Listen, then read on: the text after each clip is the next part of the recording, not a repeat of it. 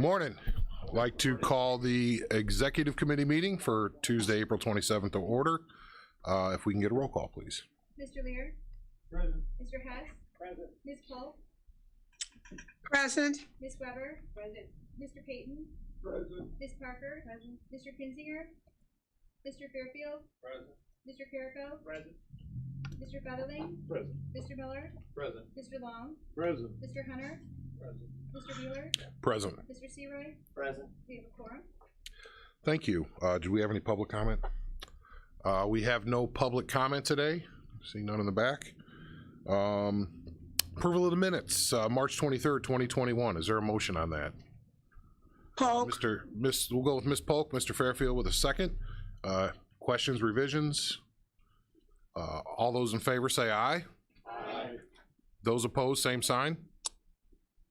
Ms. Polk, is that an aye for you? I just want to note the Zoom call. Yeah. Okay, just want to make sure, because we have to note that for the record. If you're on Zoom, we have to make sure we ask the people that are on Zoom specifically. Not calling you out, just want to make sure. Oh, no. It has to be roll call for Zoom, so. All right, thank you. Moving on to information services. Kevin, do you have things for us today? Do you want to take questions from the crowd? We're on budget as usual. All right, thanks. All right.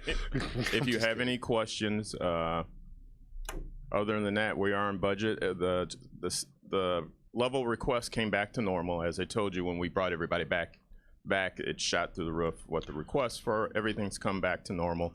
We've had time to get in our normal run of things. We're working on, as I told you before, after the meetings we test, hopefully next month I'll be able to get Jason out of that room. That doesn't affect you guys. You should be invisible to you. But that's going to require some camera upgradings. We're doing that in budget. Some of the stuff we'll be able to charge to COVID because it's related to the Zoom issues. And the one thing I can say is that a couple months ago I requested that you consider next year adding in a fiber line for the court campus. I still would like you to consider that if the budget allows next year or the year after, but I've rearranged some of our lease lines that connects the campuses, dropped some, added bandwidth to others. So now they're actually coming through us, so they have the amount of bandwidth that I wanted them to have, which exceeds their demands. I would still like you to consider the fiber line dedicated for the courthouse so we have failover in case one building goes down. We could switch everybody over to the other thing, but that's more of a want than a need. So when you do the budget process, you and I talk about this all the time anyway. Right. So, but does anybody have any questions about what Kevin was just talking about? And let me ask you this: if in fact we do end up upgrading technology with video and things that we're talking about for potentially for the board to approve as far as upgrades over there, we could only see more data needs, I guess. We're not going to go backwards and have things get smaller. Exactly, yes. So this might be an investment not just for today but the future. It absolutely could. It also expands them when there are options when they look at new software. They could look at options that aren't just internally, like if they wanted to do it on demand somewhere else, well, they'd have the bandwidth to go to it. They actually have it now, but they need the lease line that we don't control. Sure. Right now, which we're never going to drop that. The sheriff comes through it too. So, but it would give them more options to consider when they're doing video arraignment or anything that they might want to get, a service somewhere else and have it come through the internet. You need lots of bandwidth for that. Well, if the committee's okay with that, we'll just have Kevin start working with Steve and figure it out. It's probably a capital development line item, more for finance committee, but as an overall policy, we just a head nod right now. When we get numbers back, that'll go to finance.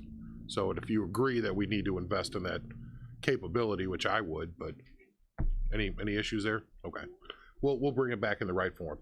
Anything else for Kevin? Thank you. Moving on, Health Department, John Beavis.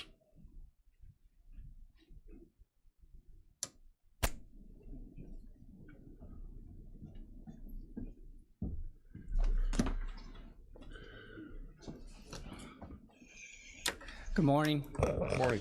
I'm happy to at least give some good news in relation to last month's numbers on the report that hopefully you all have. I think I sent that yesterday, so hopefully it got into your packets. Remember, the vaccine became available December 15th when Pfizer was first introduced into the county, and the hospitals began giving it for those first 2 weeks before it moved to the health departments and onto the pharmacies and to some of the doctors' offices. So in those first 3 months leading up to last month's report, we were at 30,000 total doses that had been given, and fully vaccinated, we were sitting at 11,623, which represented just a little over 10% for the county. In the last month, we have increased that to the 53,266 total doses given. Fully vaccinated, we're up to 23,777 as of yesterday, which is an increase of 12,100. So we've more than doubled the fully vaccinated individuals in our county. That raised our rate in 1 month from 10.5 to 21.25%. We are starting to see an increase in the African American number. It was up 1.2% from 8% to 9.21, and then the Hispanics has jumped 2.4. So we've definitely been noticing those trends at a lot of the clinics in the county. So I am pleased to see that.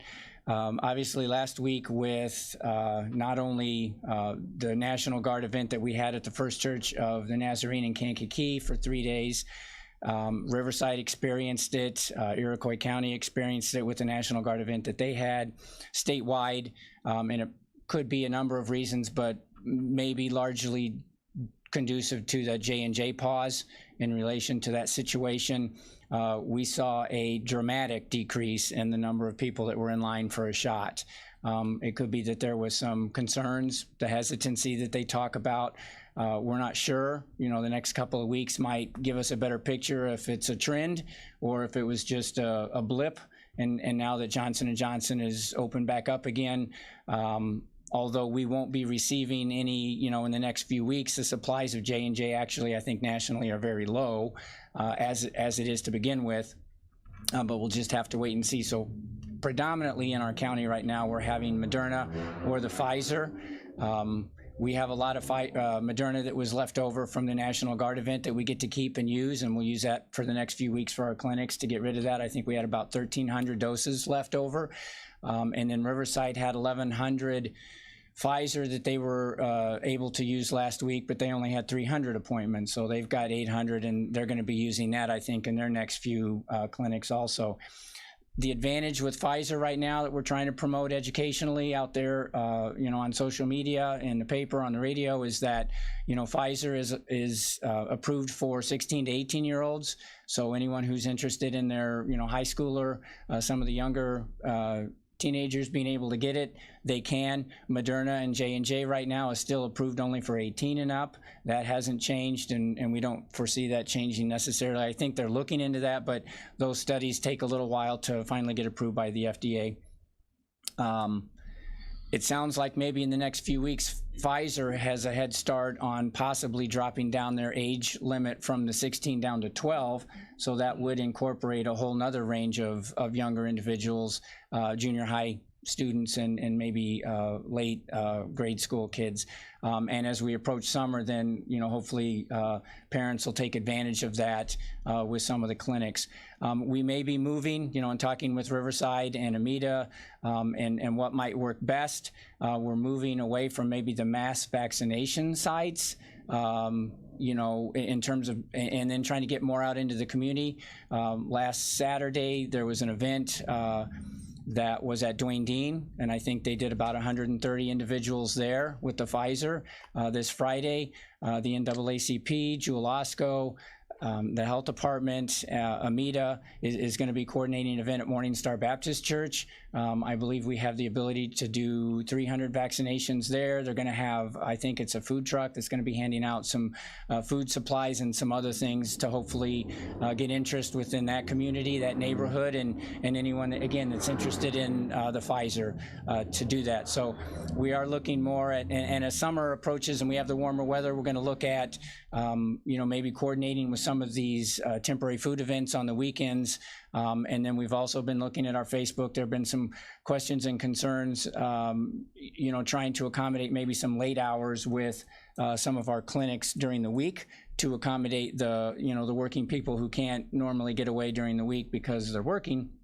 Maybe if we have a couple of nights where we're working till 8 or something like that, then they could come in. And again, we'll monitor, that interest. With our average at 21.25%, I thought we were going to go, and I expect to get much higher, but I don't know. The two counties in the state that are the highest have kind of plateaued at around 32 to 35% of their population, and they stormed up there pretty quick to the 30s, and then they've sort of plateaued out. So we'll just have to wait and see if that's the general public's interest at this point, and where we have to go from there.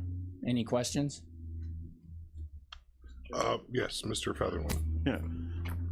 Mr. Beavis, do you get money appropriated to you for promotion, to do promotional stuff for that? No.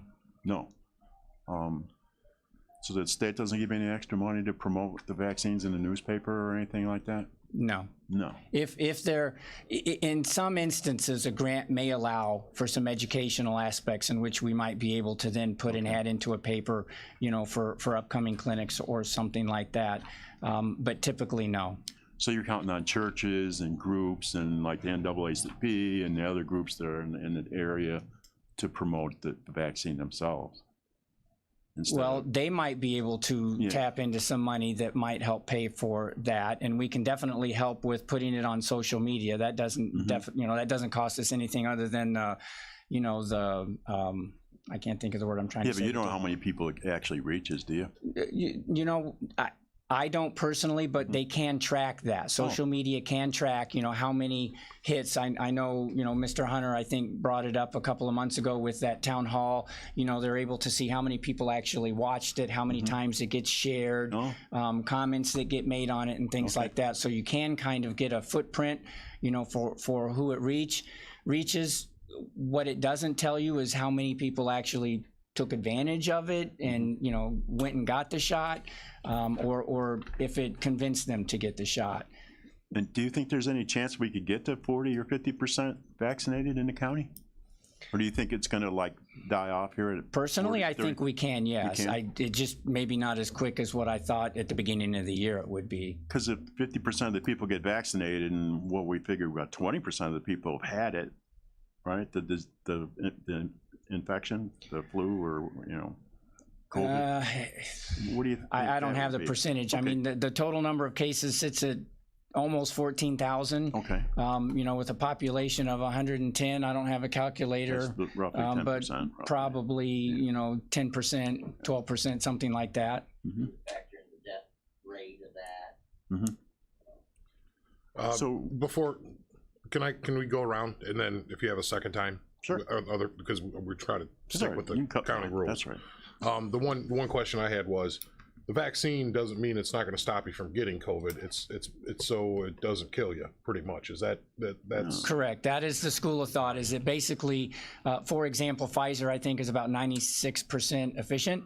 Efficacy, they call it. That would mean you have a 4% chance of still getting COVID, but then it's supposed to reduce your severe symptoms, by 100% and death by 100%. So yes. Yeah, okay. Other questions first time, we'll come back. Ms. Parker. Thank you, Mr. Chairman. Mr. Beavis, the information of the people getting their vaccinations at the clinics, are they reported directly to you, the county, or are they reported to the Public Health Department in Illinois?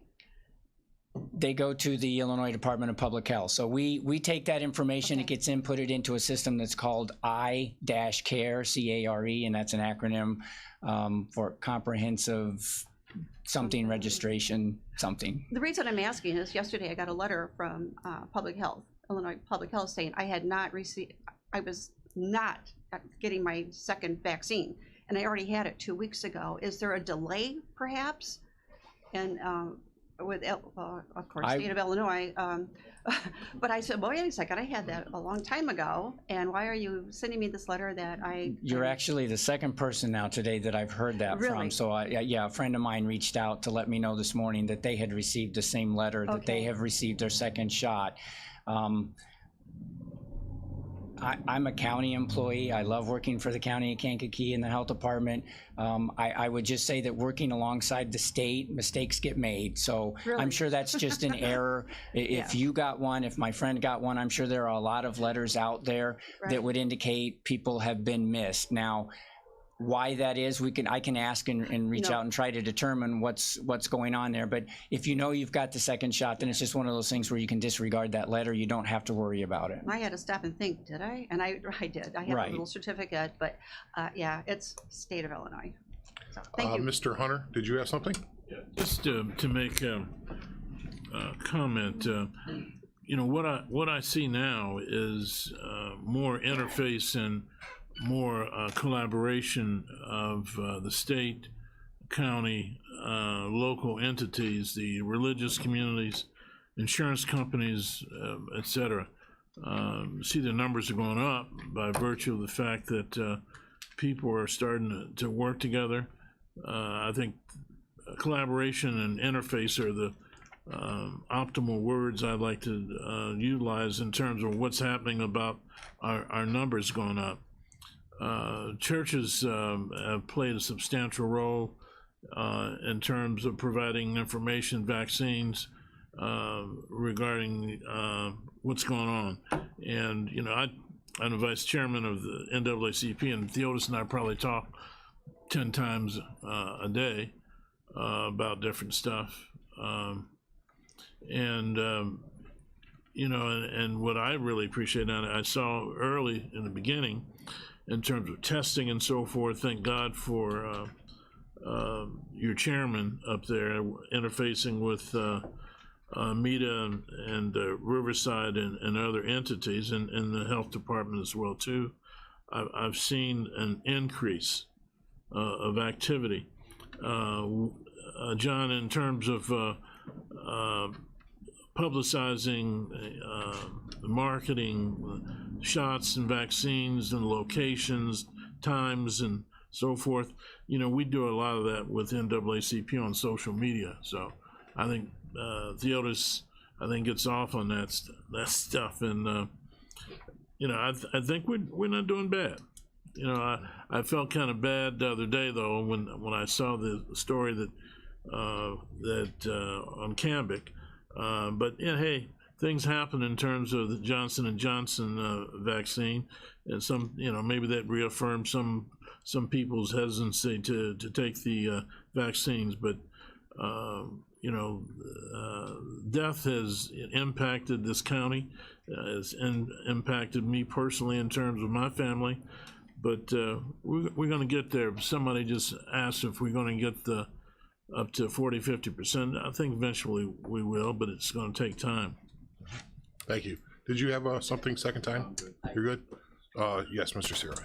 Thank you, Mr. Chairman. And Mr. Beavis, and I hate to drop this on you right at the end, like a, and there was a lot of pros with the COVID, but I just received something from a good friend of mine in the school systems that Hancock County Health Committee and Hancock County Board signed a resolution where Hancock County disagrees with COVID-19, IDPH, and ISB guidelines mandating that students grade pre-K through 12th must wear a mask during school and school hours, during athletic competitions and all extracurricular activities, where Hancock County does not agree with the coerced vaccination within the county, whereas Hancock County and its citizens in the county certain unalienable rights, personal freedoms led by the Constitution, et cetera, where Hancock County wishes, and this is the part where I don't know, and I would like you to research, wishes, and I sent this to you on the phone like 5 minutes before the meeting because that's when I got it. I'm sorry. Wishes that Hancock County would follow cited data that shows states without masks and lockdown guidelines are healthier. And that's the key, and I've heard that. I don't know if it's true, but, and so this is a resolution that they signed, and it was signed by Delbert Krebs, the county board chairman, on April 21st, that states without masks are healthier. And now, and this has been my point from the very beginning, when the mask mandate came out. The first thing they told you was to wash your hands, do not touch your face before they raised the mask mandate. But one thing I have to do every time I put my mask on is I have to touch my face. Now, normally I wouldn't touch my face, but I do that probably 4, 5, 8, 9, 10 times a day. So that just, you know, and I'm a thinker, not a scientist or anything. I'm like, well, maybe we could be spreading it because we're touching our face all day. I don't know if you've looked into that data, sir, and I will wait for your response next meeting. You can research that, or we could talk about it on the golf course sometime. I'll do that. All right. I do know, you know, obviously, I'm not a scientist, so I'm not necessarily doing the studies. I might have my own personal opinions, and I'll keep them to myself right here. However, in regards to the public health aspect of this virus and any virus, you know, the things that we started doing a year and a half ago with the social distancing, which included wearing a mask if you're up close, you know, trying to stay 6 feet apart from individuals, washing your hands, staying home with your sick. None of that has changed. You know, the virus is mutating. That's what these variants are. It's more contagious now, and it's more lethal. So those are political type situations that, touching your face. well, touching your face, you can spread a virus. Touching this table, you know, now I need to wash my hands. Does it come through my hands, or does it come through your nose and your mouth and your ears? And those questions I can't answer. That's my question. You know, so all I can do is promote the public health aspect, And I understand. what the governor pushes down through Illinois, what we are asked to do, and ultimately what we legally can enforce or not enforce. And otherwise, things are recommendations and guidelines to help get us hopefully past a certain point to where we get to this normal that everyone is searching for. But what I do see, as Mr. Hunter, you know, continues to say, and I preach too, people are still getting sick, people are still dying, and what we're seeing now is that some of these breakthrough cases, and if you don't know what a breakthrough case is a person who tests positive that has been vaccinated, that they're becoming positive, because I have a 4% chance of still getting COVID.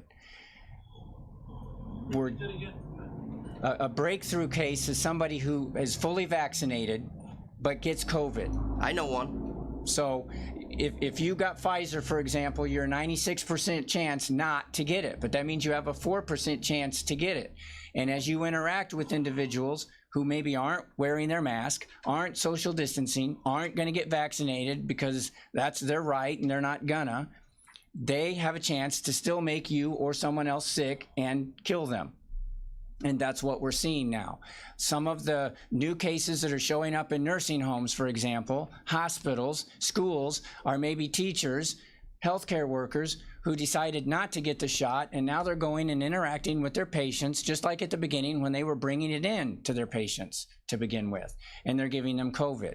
And because it's a variant now, and it's more contagious and more lethal, people are still susceptible to getting COVID and dying. And that's what we're trying to, you know, prevent this. So the more people who become vaccinated, the more people, you know, just because you had COVID doesn't mean you're immune to getting it again. You get the flu over and over and over again. So it's a virus. Any other questions? How about the flu? I haven't heard much about it this year. I haven't either, actually. When you go to CDC's website, the statistics are very low. So I have heard 1 or 2 stories where they do get tested, individuals, but, you know, obviously the main focus right now is testing for COVID. There are, there's some noroviruses going around right now. We're getting some reports of that at the health department. Things do go on besides COVID. A norovirus, though, is typically a virus that's spread either through fecal or oral. So that's just unhygienic practices. Right. A lot of times on a ship, you might have a norovirus. Somebody contaminates something, and then just everyone goes to the cafeteria, and then they all get it. So, Well, maybe it's because people are wearing their mask and washing their hands. They're not getting the flu. it could be that. I mean, we did see a tremendous drop with the schools that were open. Were able to, get through an entire school year with very limited number of illnesses in regards to that. And for those who argued that the kids wouldn't wear the masks and everything like that, my wife's a teacher. She's saying yes, they are. No, they are wearing the masks, and I'm just thinking, when is that gonna change? And when are students gonna get to go to school and see their teacher's face and those kind of things? I was just wondering, another question, and since do hospitals get special reimbursement for COVID positive cases rather than flu positive cases? I don't know. That would be a question to ask Mr. Cambick or Mr. Schride. Any other questions? Appreciate it. Thank you. Have a good one. So I apologize, Steve. I skipped right over you for legislative. Do you have anything for us today? I'm so Big sorry. packet here. Thank you, Mr. Chairman. The one thing that has come up, of course, is many of you may have seen the media. Hey, I apologize. John, do you have just a second? I'm sorry. I just thought of something.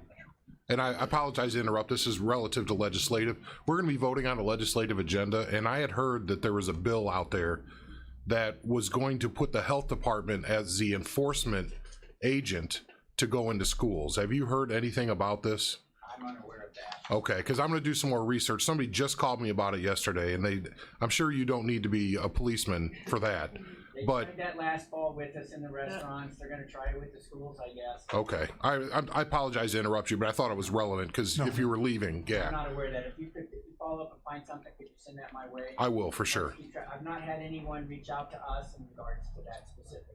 Okay, all right. Anybody from the schools either. Mr. Murphy, is in contact with me periodically. So. Okay, thank you. Sorry about that, Steve. Go ahead, please. Sorry, I saw him leaving, so I thought it was a good chance. Completing, there were, of course, media reports that the Census Bureau released its population figures for the statewide populations. As I understand it, it did not go down to population figures for lower than the statewide.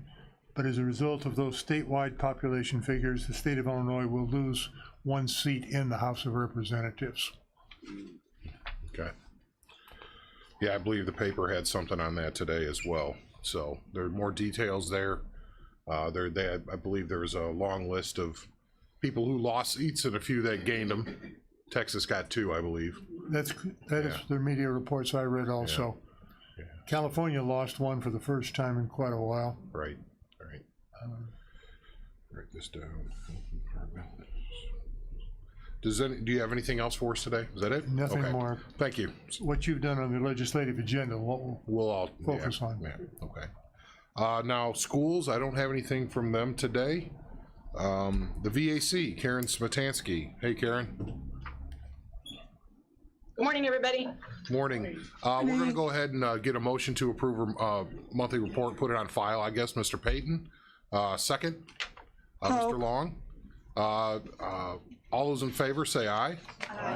Aye. And Ms. Polk said aye on Zoom. I'll note that for the record. All those opposed? Motion carries. Go ahead, Karen. Thank you.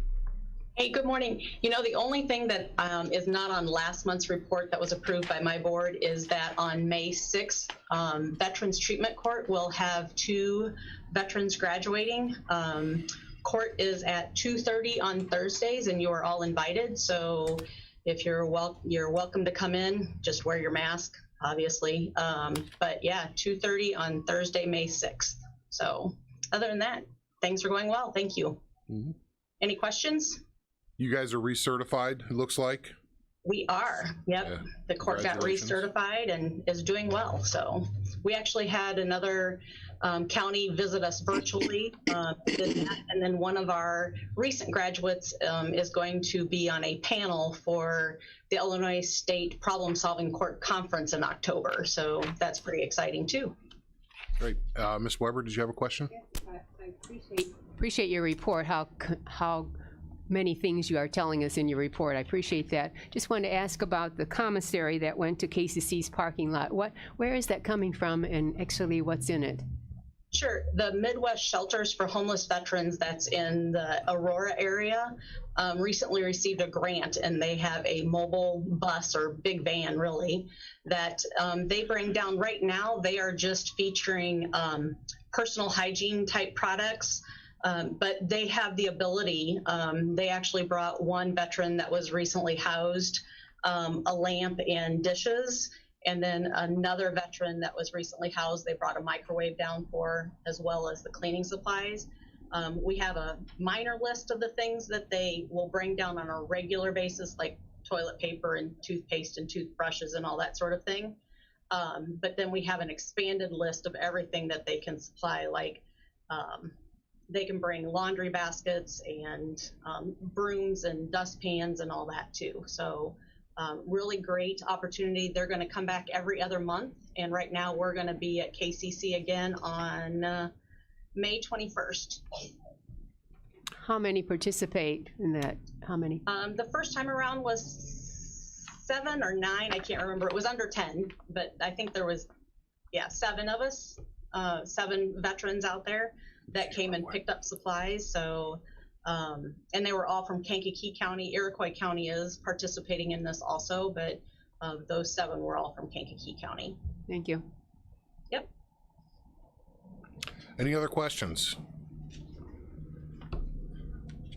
All right. Thanks so much, Karen. Have a good day. Bye, guys. Have a good day. So moving on, Anita is, she has another project she's working on in the building. So I'll be the one kind of giving the update, if you will. We basically have in front of us the confidentiality of records policy revision. And I don't, in your packet, I don't think it has, it's not two color. It's so I'll read what the difference is. I'll point out to where the changes are. And this is just as a response to things that we had from outside auditors that we needed to add to the policy.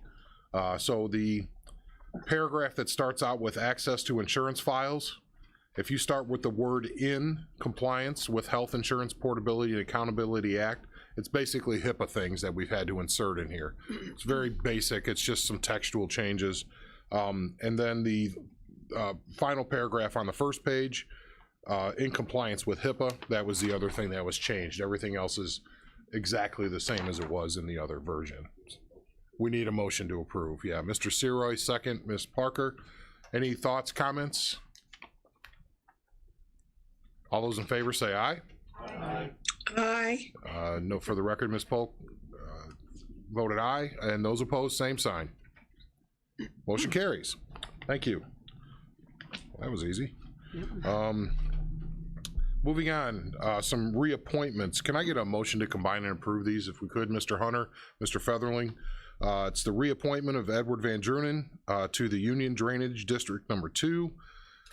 These are all reappointments. These next ones, Larry Larriger of the Union Drainage District number 2, Joseph M. Kane to the Kankakee County Board of Review, Mark Kaner to the Kankakee County Board of Review, Charmaine Sims to the Grant Park Fire Protection District, Eddie T. Kennedy to the Essex Fire Protection District, Patrick O'Brien to the Essex Fire Protection District, David Horn to the Greater Momence Fire Protection District, Dennis Bonvalet to the St. Anne Fire Protection District, Joe Brasser to the Otto Township Fire Protection District, David Peters to the Mantino Fire Protection District, Patrick Kerner to the Cabry Area Fire Protection District, Kathleen Curl to the Redick Fire Protection District, and Randy Myers is actually a reappointment to the Bourbonnais Fire Protection District. The appointment of Robert Lowry to the Redick Fire Protection District. And so those are all the Most of them are reappointments, one is an appointment. Yes, do you have a question? I just wanted to thank you for having each of them fill out that application. It makes it easy for us to review them that Yes. way. Thank you. Thanks, you're welcome. All righty, if there's no questions, all those in favor say aye. Aye. Those opposed, same sign. Motion carries. For the record, Ms. Pope voted aye on Zoom. All right. You can't hear me? No, I just have to say that for the record because it has to be roll call for Zoom per the emergency orders. So it's Okay, basically, thank I'm you. just noting the roll call for Zoom. Okay. We can hear you. I just want to make sure I don't get one of those nasty grams from the Attorney General. Openings. There's one opening on all of the following: Raymond Drainage District, Spring Creek Drainage District, Canavan Drainage District, Gar Creek Drainage District, Little Beaver Special Drainage District, McGilvery Special Drainage District, Minnie Creek Drainage District, Momenson Yellowhead Drainage District, Kankakee County Farmland Assessment Review Committee, and the Kankakee River Valley Forest Preserve District Board. There's two openings on the following: Kankakee County Board of Health, those are both MDs, and Moments Pembroke Union Drainage District number 1. 3 openings on Mantino number 9 Drainage District, 6 openings on the Regional Planning Commission for Kankakee County, 1 opening on Essex Township Fire Protection District and the Pilot Township Fire Protection District, and 2 openings on the Kankakee Township Fire Protection District. All right, got through that. So new business. Let's start it's the discussion and adoption of our legislative agenda. The packet has been out. I believe I was able to get that out Saturday because I had some last minute changes. I wanted to get the most updated bills and what was moving forward and what wasn't. Now, I also wanted to, I also checked with our counties associations to make sure that we had their position statements in there. I've included that in the packet so you can see what UCCI and what ISACO are suggesting and supporting and opposing, as the case may be. Then I also emailed department heads about their wishes for support or opposition, and that is noted on the second column on the spreadsheet. So for the first time, I think we're trying to push something forward to our legislators and our lobbyists to focus on, because they're going to start. Some of these are already approved. There's going to have to be reconciliation bills between the House and the Senate, and then going to the governor.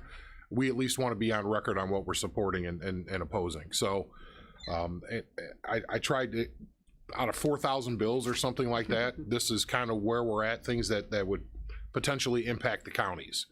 I try to stay in that area and not really go into what other things that may or may not impact the counties, but there are a couple in here, like fingerprinting law-abiding citizens to apply for a FOID card.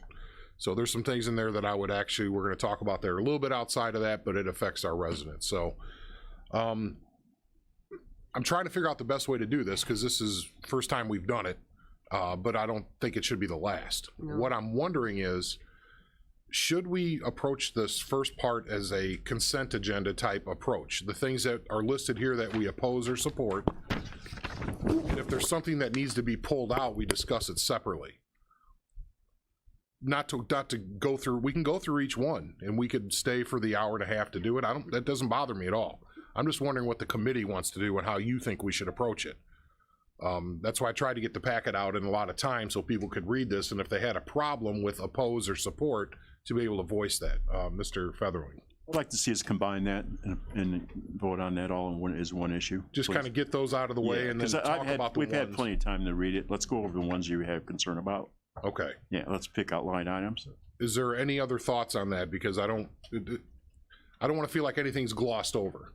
Okay, if there's something that has to be pulled out separately, let me know. And you'll see that when a department head sends something to us, there's nothing in there that is we oppose what they support or vice versa. We're tending to support our department heads. There's some blanks on there where I just don't know what you would want to do, and so we need to talk about those specifically. So my thought is kind of dispose of the light lifting, get that out of the way, and then focus on the ones that we have to talk about and debate. So do you want a moment to look it over to see if there's anything you would want me to explain more, or why don't we do that? Take a look at the list, see if there's something we want to pull out and talk about, and then we'll maybe take a motion to approve the consent part of this, and then we start to go down on the, to work on the other stuff. Yes, sir. Mr. Chairman, do you have any highlights that you feel that we need to really spend some time on? Well, I do. There are a couple that are big, that are like Senate Bill 1602, the wind energy facility and solar one. The state is attempting to take all local control away from us on siting and potentially all of the revenue associated with permitting. So that part is a very big deal to me. That's why we're elected, is to do those things, and because we live here. And I think it's beyond control. It's also an attack on revenue as well. So that's kind of, those are some things that we could talk about. And I figured we'd get into some of these in the meeting, the full meeting. But yeah, if you want me just to do a brief overview of each that were on consent, and then if there's questions, we can go that way. Does that sound good? I'll try to condense it to a few sentences about each one. Any questions in? Yeah, sure, okay. Because I tried to, I hope I got this right. I lined them up in order as the way they're on the sheet here. That took me an hour just to figure that out. All right, so Senate Bill 1602, we're recommending opposition to that, very strong opposition. It amends the county's code. It basically, just like I said, it gives the state the power on local control of siting decisions for wind and solar. Very strong opposition to that, and we're not alone. I've met with the Iroquois County Board Chairman. I've heard from chairmen all over Southern Illinois. Very concerned about this one. A lot of people are. And so was Delbert. So I mentioned also that he recommended that we oppose this pretty strongly. The reduction in LGDF funding, that was part of the governor's budget. And basically that is the sheet, it's HB 315 and Senate Bill 509. That is another one. You know, they've increased state income tax, but they keep taking bigger chunks of it away from us. And so that further attack on that revenue source is substantial for us. So I'm, that we need to restore that, and our counties associations are supporting that as well. Yes, sir. Chairman, we're somewhat in discussion on these bills. Should we have a motion one way or the other first before we do this discussion? Sure. Yeah. Is there a motion to approve? I'll call it the consent. I'll make a motion to approve the packet. As noted in here. As noted in here. As noted in here. Support and oppose, Okay. and then we can discuss each one. Correct. And if there's an amendment after this, if you decide that, hey, you know what, we don't like that, let's go a different direction, someone can propose an amendment to remove that one. Fair enough? I'm just trying to make this easier. Second, Ms. Weber? Okay, we'll get into discussion. Thank you for that. Let's see here. The state share of GATA, that would be Senate Bill 2192 and House Bill 412. Basically, it's a reduction in redundancy. This would say, because GATA is already checking on one level of those internal controls and everything. Well, they're saying if you get money from these state sources, it's already gone through that process. So why should you have to do it again? And that was sponsored by Senator Sims and Representative Hoffman in the House. So we support that. It's an extra redundancy that's unnecessary. It's already done. Once you've gone through GATA from the state, you've already gone through it. So the next one I have here is House Bill 0162. It's about local government consolidation.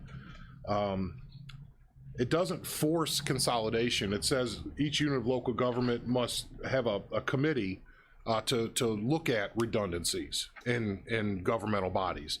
And municipalities and counties are exempt from this. It's all of the other taxing bodies.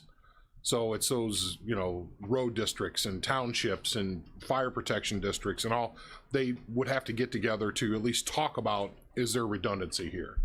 I thought that was, and the counties all think it's a good idea at least to have the discussion. And that doesn't mean they have to do anything, it just forces them to have a formal discussion.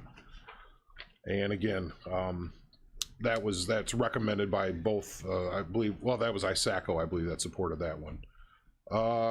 Reapportionment, more time, Senate Bill 1666. That's something that is important because we don't know when we're gonna get census information, so we would support that, giving us more time to draw the new maps on the local level. Remote meeting authority. This basically codifies what we now know, is that it's pretty easy to do electronic meetings. So when we go back to life post-COVID, why not keep that in there? Amen. Yeah, so we can allow for things like that going forward, and we could still have local ordinances that support or curtail aspects of that we want to keep our eye on. So these are all supports coming up here for a while. Cure program flexibility. That basically, you know, where are we at here? There's remote meeting. Sorry.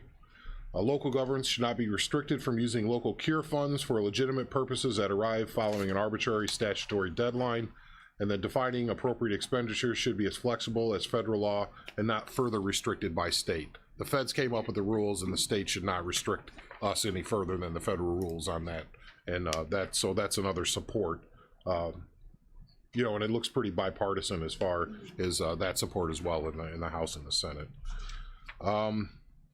It looks like there's multiple bills for that. Protection for local governments, COVID transmission. It's basically tort immunity. If we're open for business and we need to have tort immunity if somebody gets, or they say they've got COVID from our building or from our office. And that really extends beyond that, but it's really focused on COVID transmission right now. It's impossible to do business when everybody's at risk. So, you know, that in the first months when this hit last year, there's a lot of discussion Anita and I had about just this subject in the state's attorney's office. You know, what do we do? You know, how do we protect people when we still have to give services and people still can come in, and, you know, employees, and I mean, it's just, there needs to be that immunity. But I guess at some point that ends, and if you're acting recklessly, then I think that would fall outside of immunity. So protection, so that's another support. Motor fuel, local MFT, it would be our option, or some counties in Illinois can have their own MFT, just a few. We can't, and this is just asking us to basically be like everybody else, allowing all counties to raise MFT to improve their roads and bridges. If the state and the feds are not paying their end of things, we need to fix our local roads. Where's that money come from? You know, and so that's part of it. If it's good for other counties, why isn't it good for us? You know, that's kind of where I'm at with a lot of these laws. I've noticed in the state of Illinois, it's like they pull Cook County out like it's its own state, and then they're starting to look at DuPage and Kane the same way, like they get special rules, but everybody else has to, they're on a, you know, they're not as special as they are. So this is another one. County board is co-employer. Right now, we are not the co-employer at the circuit clerk's office. She is the sole employer, so she negotiates all her own contracts and everything like that, but we're not involved in negotiating the contracts, but we just have to adopt the raises and all of the working conditions and all of the cost. So it's basically saying, you know, if you are going to be the ones that have to pay it or authorize the payment on behalf of the taxpayers, you should be sitting at the table to negotiate. And so I would agree with that, and I think most board members would agree as well. We do have a horse in the race. We're the ones who are watching out for the taxpayer dollars, and so in that case, and it's not personal or anything like that, it's business. We need to be at that table, and we were at that table up until about 4 years ago. So Senate Bill 1738, Township Objection to Zoning. Right now, I believe it was a moment here, a supermajority. If some board members may not know, that the 1.5 miles on jurisdiction and things like that, but then there's also townships can object, and we support the fact that it would be a simple majority, not a supermajority. If a township objects, we still have citing authority. We shouldn't require a supermajority to override a township's objection. And so that's why, as county board members, I'm asking for that support, and the associations are also saying that as well. We have citing authority. That's basically it. We want to work with people, and we typically don't shove things down people's throats, but it could be a township. Let's just say we want a solar farm, and the township says they object. Well, we would have to have a supermajority board override that objection. And I think a simple majority is kind of the way that the democracy works in that aspect. So, and if you want to pull these out separately and vote on each one, please let me know. We'll do so. Where are we at here? Erroneous homestead exemptions for look back. That just allows us, if somebody was taking a homestead exemption and we catch them in it, we can't do anything about the past. This allows us to go back. So if somebody is nefariously getting homestead exemptions, which has happened in the past, I can tell you in some high profile cases and some others, where somebody's taken 2 homestead exemptions, and then, well, the bullet's out of the gun. Well, now this would allow us to do a look back and go back and get that money for the taxpayers. So that's that one. Notices on electronic publication. In a digital world, we have just as much reach as the other sources out there to get things out to the public, and that's called the internet. They invented that a while ago. So this is basically saying we can use that aspect to get to the people for our public notices and not have to spend taxpayer money on that endeavor in the future. So that this has been coming up over and over again, and that's when I'm asking for support. It's really an efficiency and a cost reduction for counties. Elections, precinct efficiency.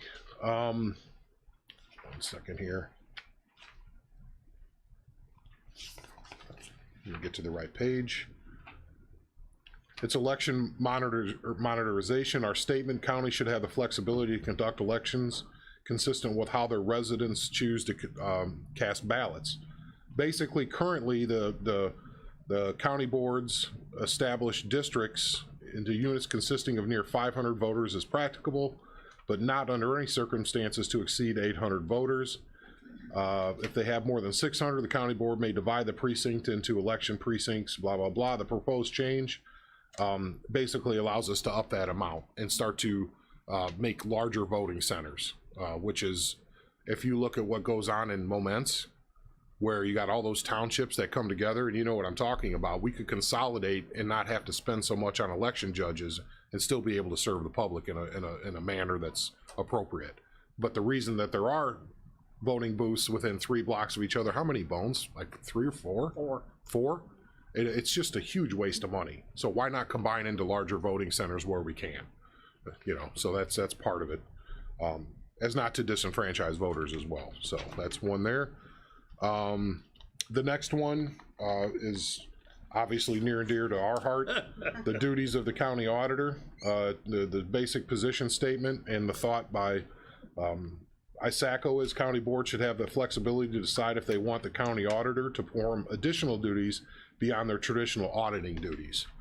And as we mentioned before, there's 9 counties in Illinois that have this bizarre law that says the auditor is also the accountant.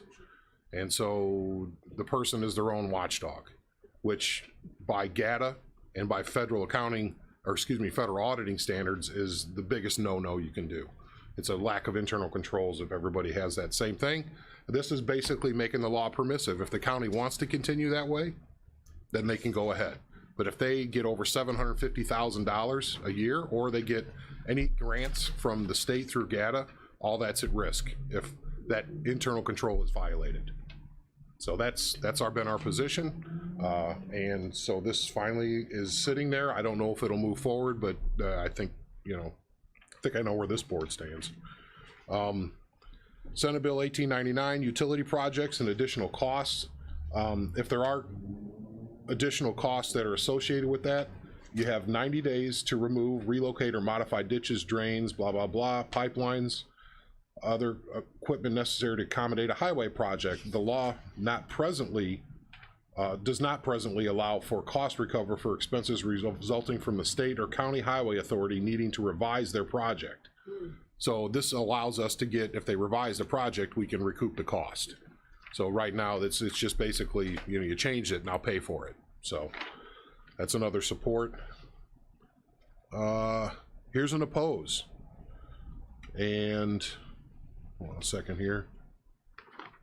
This is where we start. Mr. Gessner had sent us some things. You have his letter in the packet. Now this is one where we had some bill numbers were mixed up. So this is actually Senate or House Bill 1735. I want to make sure everybody's on the same list. Change coroner to medical examiner in each county. If you have any questions, Bob is here, but that's basically, I don't know how many MEs are in the whole state, but you'd have to combine counties. There's no way to operationalize this that I see. Do you have any comment on this one? Because it keeps coming up over and over again, Bob, and you have to come over to there. Thank you, and thank you for giving us the opportunity to review some of this legislation. Am I on? Yes. Yeah. Yeah, this comes up quite often. We're lucky, as I always talk to you about, we're lucky to have 4 forensic pathologists in Kankakee County, which is just unheard of. There's 12 in Cook County, along with our 4, and then plus I think there's a total of 22 to 24 in the state of Illinois. So 360 in the United States, and approximately 150 are just teachers. So if this happens in our county here, that would probably have to close our morgue and go to probably Cook County to whenever we would get an autopsy. It could be late at night, you know, basically. This is something we've opposed all the time and tried to, and been down to Springfield on this, but they keep bringing it back and forth, thinking it's going to do a little better, I guess, investigation and all. But our local Coroners Association opposed this, and like I said, it's just going to be a cost factor to us and a cost factor to law enforcement also, where you get a homicide or something where they're going to have to attend to, they're going to have to send somebody up to wherever we go. We used to go to Grundy County years ago when I first started for all of our homicides, and that was a pain in the you-know-what to get everybody together to get over there, and then we'd take 2, 3, 4 days before we could get that autopsy done. So. Okay. So that's that. Any questions about that? Okay. It seems pretty easy, yeah, for us. Now, the next one is county officer compensation. This would take away, I believe, the stipend for county officers. Is that correct, Bob?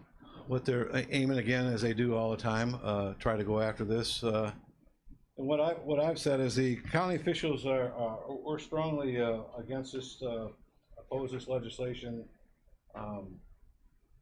Basically, our salaries, county salaries, are already put into place by when we do our bargaining, and it's already put into that stipend.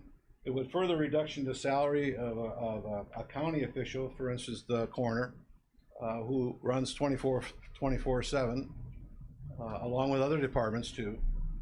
This leads to, I think, the less qualifications that you'll get as persons who ever runs for coroner. So we strongly oppose this. Sure. I'm sure most do on the county official side. Now, Senate Bill 1835 is an inquest and waiver piece of legislation. Looks like it's a fee change. It allows the fees to change. Is that correct? Yep. Yes. Okay. So that's just we're looking to support that to allow us to collect more fees, which obviously you do very well on being a good steward of those. We strongly, again, support this legislation. Currently, we get about $30,000 a year, which would bring us up to about $60,000. And well, I bring it up quite often of what we use this for. We have used approximately over the years, I've been well over $100,000 that we've put into without putting into the county funds at all. So basically, a lot of my cars right now will be bought out of the coroner's fees. All of the stuff that's inside the morgue, that's the only, you can't use it on payroll or advance somebody or pensions and stuff like that. It has to be done inside the morgue equipment and who goes into the morgue. Okay. And then the House Bill 3221, fentanyl exposure. Basically, it says it becomes a Class 2 felony for recklessly performing an act or acts that cause a first responder or coroner bodily harm as a result or exposure or contact with fentanyl. So is that a good explanation of that? Absolutely. Okay. Right So on it's the button. basically if you knowingly do these things, it's not accidental. You know, if somebody has a syringe in their pocket and they've overdosed, well, I mean, they didn't knowingly do it, I would imagine, at that point. But if they would hide or disclose or something like that and it causes you harm or the sheriff or his deputies harm, Absolutely. you know, okay, all right. That's a very, as you know, it's a very, very strong. A very small amount does Very a lot small, of damage. very small. Yeah. All right. Thank you for that, Bob. Appreciate it. One Yes, sir. thing I don't want to leave because of, you probably don't have in your package, but I've been all over social media with this. House Bill 3447, which appears to be that this week that the House of Representatives have passed this bill, which means currently what we have is any possession of any controlled substance is a felony. The House Bill 3447 seeks to reduce the possession of this controlled substance to a Class A misdemeanor. Yeah. This means a possession in less than 3 grams of cocaine, heroin, heroin, fentanyl, and cocaine will result in a 1-year jail and fines up to $2,500. This is ridiculous because, as you see all the time, this is what's hurting us right now with the 20 deaths that we have, and we've had over 300 deaths and overdose in the last several years. This is a no vote that you should go after. We're very opposed to this. We've worked very hard to reduce this problem out there. In other words, they're just kicking it right between you know what. So Yeah. Go ahead, Steve. Correct. And that's on the list, by the way. It's on the back half of the list. So we do have it on here. We'll talk about it. Mr. We need to Hunter? go after that real quickly because it goes in the Senate bill very quickly. Just a comment, Mr. Corner. Senator Joyce said you had a lively conversation with him about this, so we're on board on that. Thank you. Very much appreciated. Thank you. Then moving on, the next set of bills are, well, it's a long set, but Springfield has been hyper-focused on law enforcement this session, to say the least. So, you know, Bob kind of touched on one thing we're going to get to, but there's a lot of other stuff here. So, the first one that I have on the list is House Bill 1727. It's the Bad Apples in Law Enforcement Accountability Act. There are many parts of this that could be good, but the parts that are awful I can't get past. The sheriff has asked us to oppose. I'm suggesting we oppose. Sheriff, is there anything you want to say about that? Just in particular, is there any specific part that we should all be concerned with?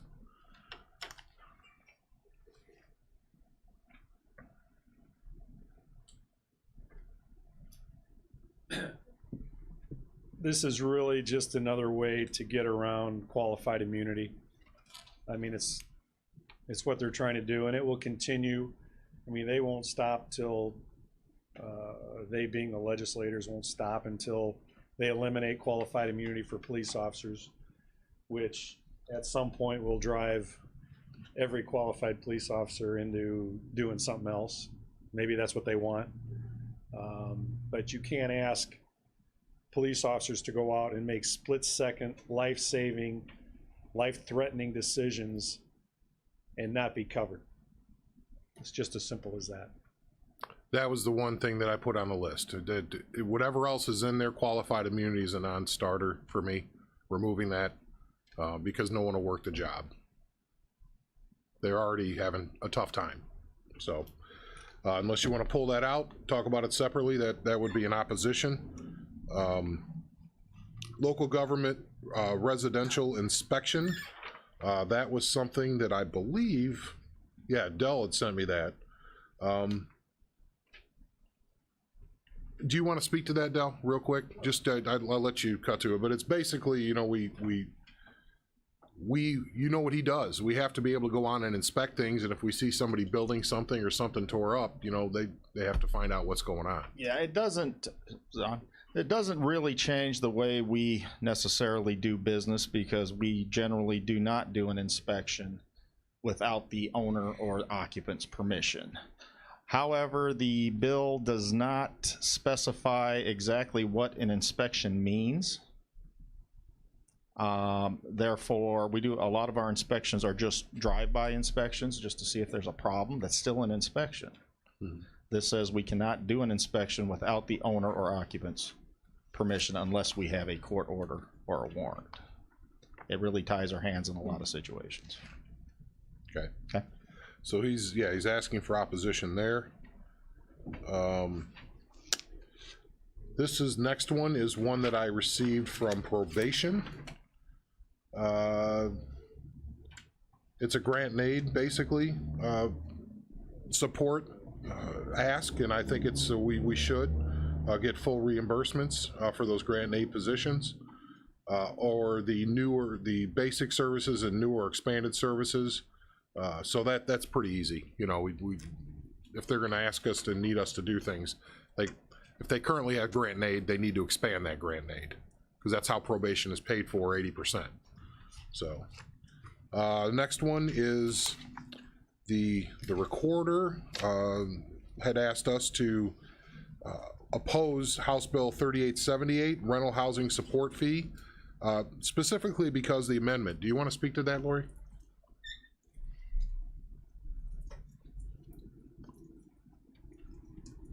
Good morning, everyone. Actually, the RHSP program, I don't know if you're familiar with that. Currently, it's a $9 fee every person pays on any recorded document related to real estate. So if a deed, a mortgage, a release, a lien, well, no, not liens, municipal liens, but other liens. So anything related to real estate, you pay $9. That $9 goes to the Department of Revenue. $6 of that $9 goes to Cook County. $3 of that $9 goes to the rest of the counties in the state of Illinois into a fund that supports rental housing support. Now, don't get me wrong, Kankakee County does very well with this program, but a lot of our neighboring counties do not. We collect quite a bit of money, and those of you that are on my committee see that I give you a specific description of each fund and the amount that's brought in each month for those funds. I think it is a good program, but I think it could be a better program. And we asked for this 2 years ago. We're asking for it again. We're asking for a task force today to work on this program to identify the need or not for an increase. They want to double this amount to $18 with really no oversight. It's because Cook County is asking for more money. Now they're getting a huge amount of money, as everyone in the state of Illinois currently is, various entities, government, programming and such. But rental housing support, foreclosure support, all that is getting a lot of money from the federal government. On top of that, they want this doubled. So we've asked for accountability since I took office in 2008 and never received it. This program went into effect in 2005. We estimate there's about $17 million collected by the calculations we get from our partnering clerk recorders in the state of Illinois.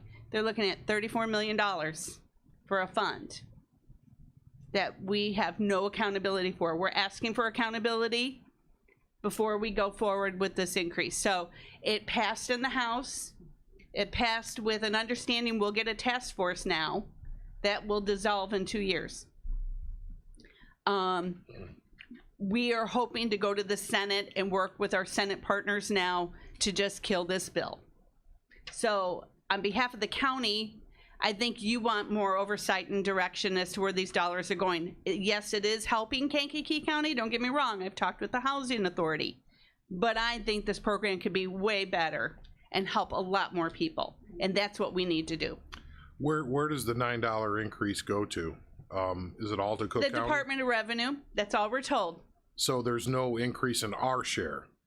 Well, they're offering to give us $1 for administrative costs. They're so nice. Well, no, I'm sorry, not give us. They're giving us the ability we can charge $1 more. That's what it is. So they still keep the whole $18. Yeah. So then no, we're not going to do that. So Yep. we just need better oversight on this and help our constituents. We've asked that at least 6 of the 9 stay in Kankakee County, and we help our own constituents, and they totally were against that. Because that wasn't the intent of the bill. It Right. was to get more money for Cook County. And unfortunately, we are heavily legislated north of us. Is there a Senate bill number on that? Not yet. Not We're yet? waiting. Okay. All right, so I'll put it down as the House bill for now, even though Right. it passed, and then if you could send that to me when you Absolutely. get time, we'll make Yes, sure we and change we're it. already working the Senate members to make them aware of this. Okay. Okay? Thank you. Any questions? I forgot to ask that. Okay, seemed it was a good explanation. You might have heard that Representative Haas's bill passed the House on the Hopkins Park Pembroke natural gas line. Now it's in the Senate. We just want to make sure everybody's still on board to support that. Mr. Payton? Yes, sir. I think you might have something to say about that. 100%. 100%. It's my position that as well as 90% of the community that's been polled, that natural gas would change the whole makeup of Pembroke Township. So people out there want it. 90%. Yep. Okay. And they want choice. Right. That's an important distinction here, because it's not forcing anybody to hook up to natural gas. No, you You go can right by burn you. wood, bottle gas, whatever you want to do. But this brings choice. Right. And it basically brings economic development as well. Sure. That, you know, That's the key. You got to get jobs. Then you can get roads. Then you can get That's other the things key. that you need done. Right. Yeah. Perfect. Thank you. House Bill 1595 is a support, basically saying that, you know, there needs, when you vote for a chair and vice chair, it needs to be a majority of the board, not just a majority of those present. So in our case, it would be 15 is the number. That's the only change, and that has pretty much unanimous support. I don't know, most of the time everybody's at that meeting, but I guess there's maybe some counties they're not, you know, and they don't have the majority of available to vote. So let's see here. House Bill 3617, mental health and commitment. That is a support recommendation. It's basically saying it amends the Mental Health and Developmental Disabilities Code, provides that the circuit court has jurisdiction under the admission, transfer, and discharge procedures for the mentally ill. Basically, it doesn't give control to the courts, subject to involuntary admission on an inpatient basis, subject to involuntary admission on outpatient, in need of treatment involving the administration of psychotropic medication and electroconvulsive therapy, deletes provision that limits jurisdiction to persons not charged with a felony. Yeah, that's a big part of this. Provides that, except as provided in fitness for trial, the plead or to be sentenced article of the Code Criminal Procedure Act of 63, no respondent who has pending felony charges may be ordered to undergo a program of hospitalization in a mental health facility operated by the Department of Services under the, you know, this is from the sheriff had asked us to support this as part of his association, and I don't know if there's anything else there, but it's I wish I could better explain it, but that, I don't know if the sheriff has anything there he wants to add. No. Moving on to finance. These are all, this is an opposition. I apologize, and I've got some things incorrectly on going forward here I want to mention in a second. These are all opposes, modifies the allocation of monies from the Cannabis Regulation Fund, provides that 4%, currently it's 8% of the specified money shall be transferred to the LGDF, Local Government Distributive Fund, yes. That didn't make it out of committee. It didn't? Okay. I guess our opposition was noted. So I'm going to cross off 109. Safer consumption services, that should be opposed. Didn't make it out of committee. That one didn't either. So we're gonna scratch that. Juvenile court for a delinquent minor. Amends the Children and Family Services Act, provides that the Illinois Juvenile Justice Commission in its annual submission and recommendations to the Governor and General Assembly shall include recommendations regarding the inclusion of emerging adults into a developmentally appropriate justice system, reducing recidivism and preventing deeper criminal involvement. Amends the Juvenile Court Act of 1987, provides in this article concerning delinquent minors that on or after January 1st of 22, a delinquent minor includes a minor who prior to his or her 19th birthday has violated or attempted to violate, regardless of where the act occurred, federal law, blah, blah, blah. So this, do you have any comment on this one? Why, I have, this is opposed as well, and I had support on it. It would just change the, obviously in the bottom where it would change the age to 19 to be a juvenile instead of what it is now. So that would obviously affect juvenile housing. Right.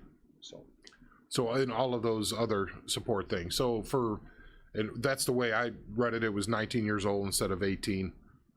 And I'd seen other times where it's 21. There was other people trying. They're pushing all the way up to 21. Yeah, but and realize all of the support services that we have to offer that are very expensive, and the transport that we have to take people out of the county, it's going to be substantial. And when they change this, that they're not going to fund that.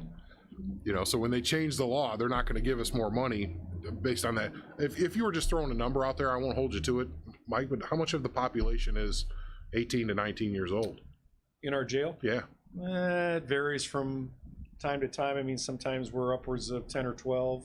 Okay. Other times we're down to a couple. Okay. It varies. Mr. Lear? I'm not clear. Are we, it looks like there's Opposing. a conflict between the board, because it says support. Yeah, that was a typo I mentioned. That was, okay. yeah, those were opposed. Okay.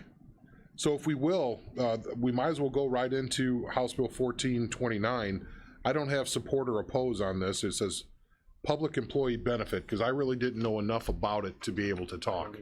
You know, it was basically, it changes the pension code for public employees. So if you want, I can just scratch that for now, and we could bring it up at the full board and then not put it on the list. I was hoping the sheriff had a better explanation, because I definitely did. No, but in this one, I apologize. yeah, okay.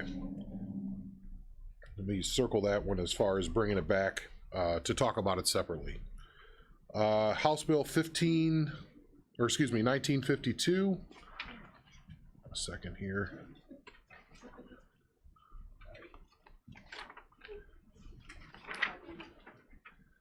This is the juvenile cannabis expungement. This is oppose.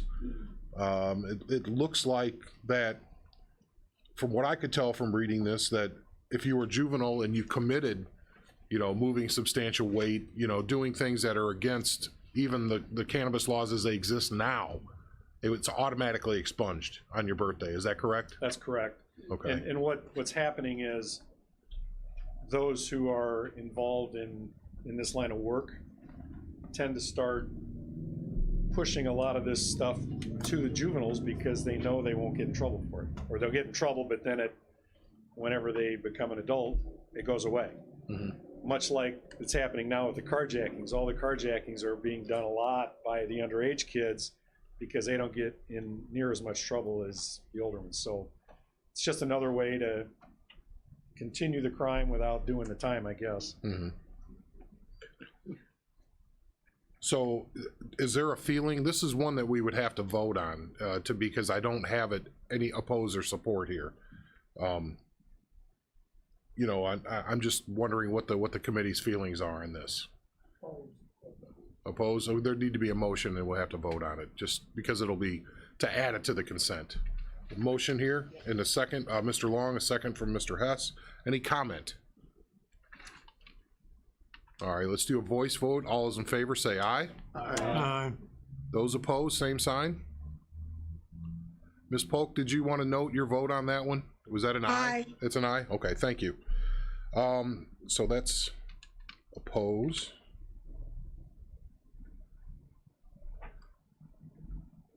All right, now we're on to corrections. Apologize, I'm trying to make sure I'm still lined up here. No person serving a term of natural life in prison may be paroled or released except through executive clemency. That would be deleted. Provides that a person serving a term of natural life imprisonment is eligible for parole, mandatory supervised release. Provides that a committed person who has attained the age of 60 and served at least 20 consecutive years of imprisonment, or a committed person who has served 25 consecutive years of imprisonment may submit a petition to the Prisoner Review Board seeking parole. Provides for the requirement of the petition, provides that victims' families should be notified in a timely manner and provided opportunity to participate in the hearing, parole hearing, in accordance with the Rights of Crime Victims and Witnesses Act, Open Parole Hearings Act, and the Code. Is there anything on that you'd like to speak to, Mike? Well, it's pretty self-explanatory. Somebody who's sentenced to natural life without parole is now being offered parole. So it's circumventing the courts. It's the legislature circumventing the courts. Yeah, because God forbid we hold anybody accountable. Yeah. So that's an opposition. Let me flip the page here on mine. House Bill 2743, criminal ID expungement. That didn't make it through committee. Didn't? Okay. And this all happened Sunday. Okay. So I know you already had it out, so I found out about it yesterday morning. Okay. So moving on to 2784, mental health emergency. It seems to me that was basically a home rule unit may not respond or provide services for a mental health behavior or behavioral health emergency or create transportation plan or other regulations. Provides that one plan shall describe how the EMS region will provide mobile emergency mental and behavioral health services. Provides that the plan shall conform to the requirements of the act, blah, blah, blah. So it provides that the act applies to every unit of local government that provides or coordinates ambulance or similar emergency medical response or transportation services for individuals with emergency medical needs. I mean, the mental health issue obviously is so broad, and you're just asking for a lot of resources, and again, it's unfunded. Illinois is the worst state in the United States, worse than Washington, D.C. on the funding for mental health. For mental health, yes. And correct. Now they're putting more requirements and paying less. So as we as a board, we're going to be talking about mental health and substance abuse as we start going forward in those COVID conversations. But this is something that on the surface is something we should support, but it has to be paid for. How is it going to be paid for? Well, it's going to fall. And in this case, I really can't say that it's not going to fall right to the people using the service, because they're just going to charge more for ambulance rides. They're going to charge, if they've got all this cost and everything they've got to do, it's going to go to insurance companies, and that's higher rates for all of us, or it's going to go to the person who's being taken to the hospital. And sometimes they can pay and sometimes they can't. So I think they'd have welcome partners in a lot of this if they would decide what they're going to pay for. You know what I mean? That's an oppose in its current form. Let's see, criminal ID, want to make sure here, 2989, that's the House bill. Didn't make it out of committee. Didn't make it out of committee. All right. House Bill 3085, cannabis possession, not criminal. Is there a synopsis of this one? Basically saying that if that any arrest or any arrest for possession of cannabis prior to is basically automatically expunged. It includes both manufacturing and the production of it. I mean, it's something that somebody did back in the day, and I mean, there's options for people to get things expunged now. So it's just another blanket expungement deal. Okay. That one is not noted for support or oppose. I have maybe differing thoughts than you on that, but I look at that Sure. date of January 1st, 1970, you know? Like I had to do a liquor commission hearing for somebody who's owned a bar in this county for 20 years, and they got caught with marijuana in the 70s, so he had to prove that he was rehabilitated. Really? So we had to go through all that expense because the liquor commission wanted him to prove that he was rehabilitated from a 30-year-old small amount of marijuana possession. So in this case, is this any amount, Mike, or is this It doesn't specify. it doesn't amount. specify, so it could be 6 pounds or it could be 6 grams. Yeah. Does anybody have any thoughts on that?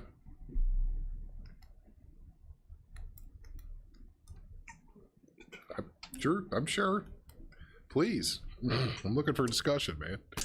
So we're blanket gonna get rid of these convictions, no matter what the quantity, no matter when it was. Why would we do that? It was illegal when they did it. Why? And we're gonna make it okay for it to have happened. It seems similar to the other one where we're gonna, you know, give parole to, it's decriminalizing. Okay, it was, you know, if it's illegal today and you're convicted of it, why is it not 10 years later? You know, we could apply that thinking to any law that they want to change. Any other thoughts on that from the committee? Mr. Lear. Chairman, this does seem to be very broad, and I'm curious. I thought I heard the sheriff saying there are other ways for expungement to occur. So I guess where I would want to know is if those who have arrests for minor amounts, we certainly know that there's been a lot of discussion suggesting our jails are overfilled with people who have been convicted of cannabis crimes. And of course, obviously, it's a judgment whether it's an overfill or not.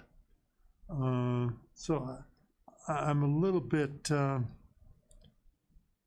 mixed on this one. I think from what I'm hearing, because it includes the manufacture and production in here, I'm less inclined to say I'm inclined to continue with the oppose that the sheriff has, but it sounds like there's something that could be done here that would be recognizing what may be an issue where we need to, as elected officials, review what has been done in the past. Yes, and the expungement process right now is they petition the courts for that expungement. Is that correct? Yes. And then is there a fee involved with that petition? That I don't know. You'd have to talk to Mr. Rowe. Okay. Because I wonder if that's why. I mean, I can't put words in people's mouths or think about what their motivations were, but the equity side of it, like if typically that might be an economic barrier to getting that expungement.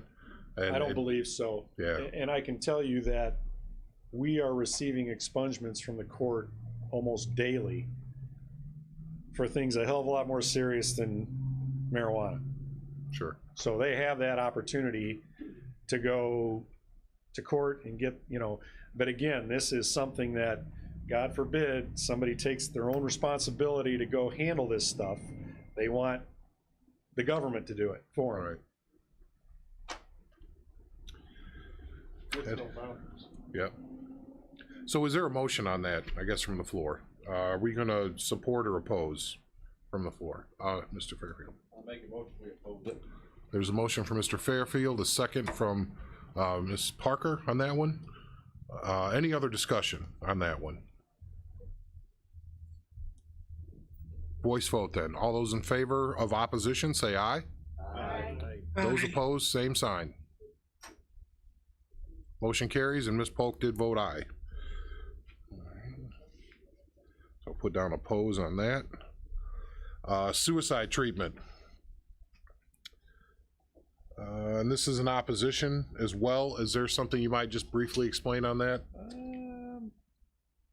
Well, I think, again, I think it's more of unfunded mandates with resources than it is anything else. Provides that specified persons and entities shall require suicide prevention counselors on the person or entity's staff to perform specified suicide prevention services. So they're mandating we go hire people, basically. And in what capacity, if that's gonna be health department or whatever else, but without sending any funding to do it. How do you pay for it? So I think that was that opposition. Any other thoughts on that, questions? Re-entry into the workforce, that was also an oppose. Provides the securing all futures of equitable reinvestment tax credit pilot program. Wow, it's got to be an acronym. SAFER. Nope, doesn't make any sense. Provides that an applicant that hires certain formerly incarcerated individuals during the incentive period may apply for a tax credit against the applicant's withholding tax liability. Provides that the savings from the changes made to the Unified Code of Corrections shall be deposited in securing all into this Safer Communities Fund for the purpose of funding the program. So basically all funds that are collected go to the state. And it also amends the Unified Code of Corrections to reduce the sentencing ranges for all classes of felony and to remove minimum sentences for Class 4s, Class 4 felonies, Class A and B misdemeanors. Again, it's the push toward decriminalization. All right, I think that's pretty clear. I don't know many people that would go that far with it. Overdose medical treatment. This one is basically, it's an immunity of possession of less than 3 grams. And I'm trying to think, this has to do with an overdose. You, if you want to explain it. More, yeah. So this is if we respond to a residence where somebody has overdosed and somebody else is there or somebody called, they can't be charged with anything, even though they may have provided the stuff to them. Mm-hmm. So crazy. Is there any thoughts on that?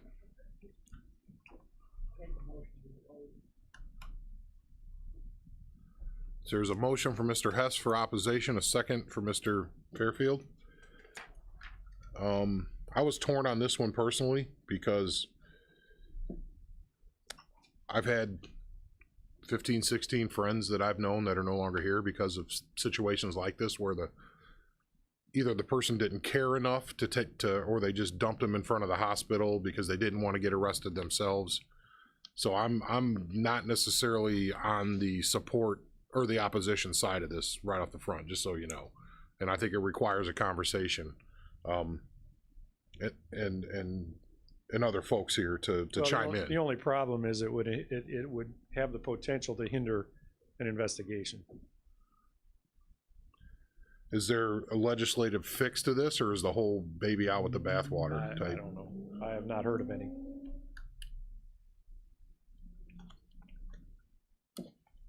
So even if they want to, like the coroner wants to get the, I want to say the fingerprint of the drug that was used and tie it back to other dealers and things like that, does that stop that process from happening?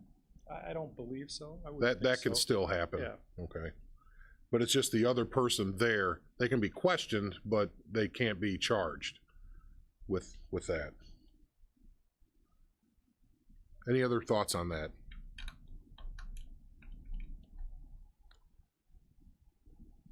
All right, well, we got a motion and a second. All those in favor of opposition, say aye. Aye. Those opposed, same sign. I'll go aye, because I feel differently. So, so that carries. So it is going to be opposition on that one.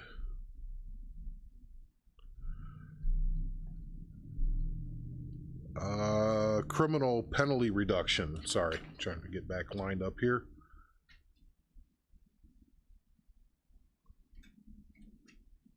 It's basically a way to avert the courts again, mandating the people can petition to let themselves out or to be let out. Yeah,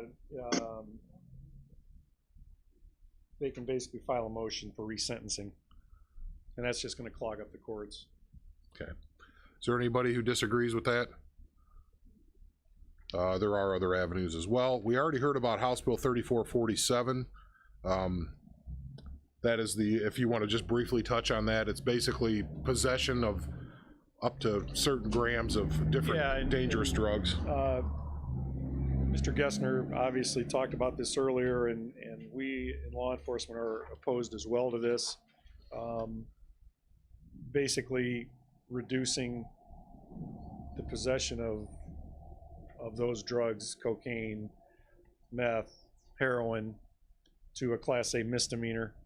And as Bob mentioned, the number of deaths and the number of saves that this population, our world, will never know out there with people who may already have Narcan who saved somebody. We don't know those. We know the police and the fire and the ambulances when they do it, and the hospitals. But, you know, we spend a lot of time with Narcan, and all this is going to do is encourage use and increase the deaths. Okay. Any other thoughts on that? To me, that makes perfect sense. Well, the bill doesn't make sense. Opposing it makes sense, in my opinion. But isolated confinement. That a committed person may not be placed in isolated confinement for more than 10 consecutive days. I would probably say that what if they're a danger to themselves or others? That's kind of like where I go. But well, I guess I would ask the legislature what they mean by isolated confinement. Do we have people who are in disciplinary segregation, who are in a housing unit with other individuals, but they are in their own cell? So technically they're not isolated. So I'm not quite sure what they mean by that. If they mean, you know, what you see on TV where they put you out in a separate area all by yourself in a 4x4 little wooden shack. I don't believe that happens any longer. I'm sure it did at some point. Yeah. But I would question what they mean by isolated. Sure. So it's the opposition is because it's undefined. Yes. And you can't implement what's not defined. Probation for young adults. What's the gist of that one? Oh yeah, the offenders under the age of 26. Yeah. That was it. Yeah.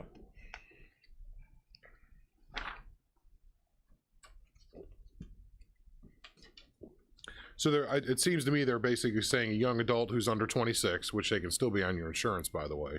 Yeah. So that's but for some parts of our society, you're an adult when you're 18. Other ones you're 20 when you're 21, and then other times when you're 26, and it seems very situational. When do you become an adult? When you start acting like one, maybe? I don't know, but it's just a thought. Some of us are still waiting. Anyway, so is that pretty much where you're at on that, Mike? Yeah. Yeah. Criminal unfit defendant treatment. Didn't make it out of committee. Okay. Mandatory supervised release. Amends the code of basically, corrections. so anybody who has gone to prison after being convicted of a Class 4 felony, when they get released, the normal release from prison, offenders are on what's called mandatory supervised release, where they are supervised by a parole agent. This just eliminates that. Okay, so that's an act to oppose. Youth solitary confinement, 21 years old. This is where I saw the 21, I remember. This involves a juvenile detention facility.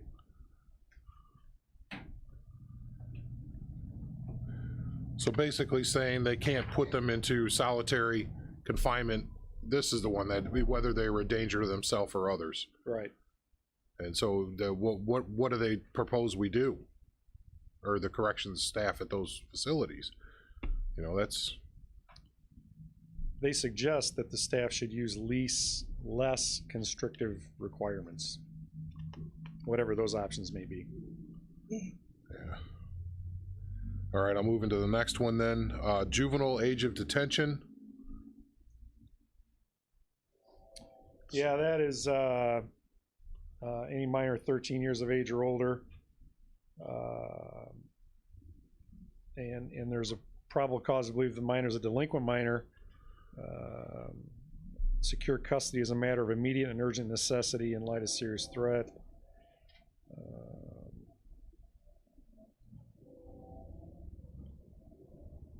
So this just changes the age from 13 from 10, which I believe is what it is now. Mm-hmm. It is from 10.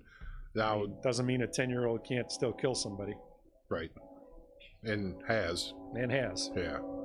So that was an opposition as well. Be cognizant of the fact that the services that are involved in juvenile detention are far greater than adult detention, and those kids, if you will have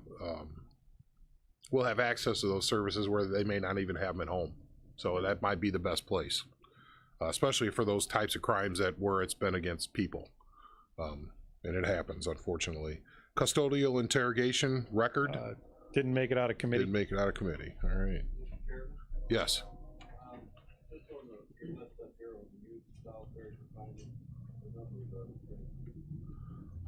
Oh, 37.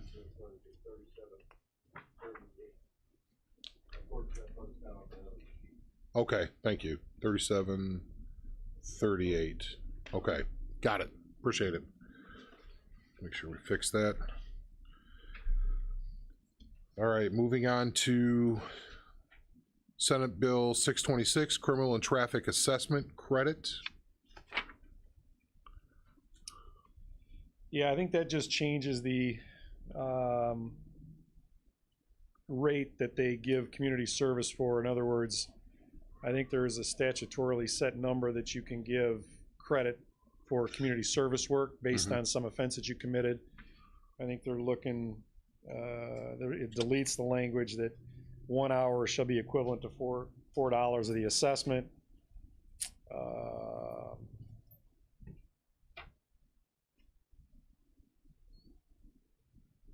So it's basically taking away a monetization number for that. Yeah, and I don't Just know if they basically set that at a minimum wage number, or it doesn't really say in It doesn't here. say. Or whether the court determines that, I don't know. It says,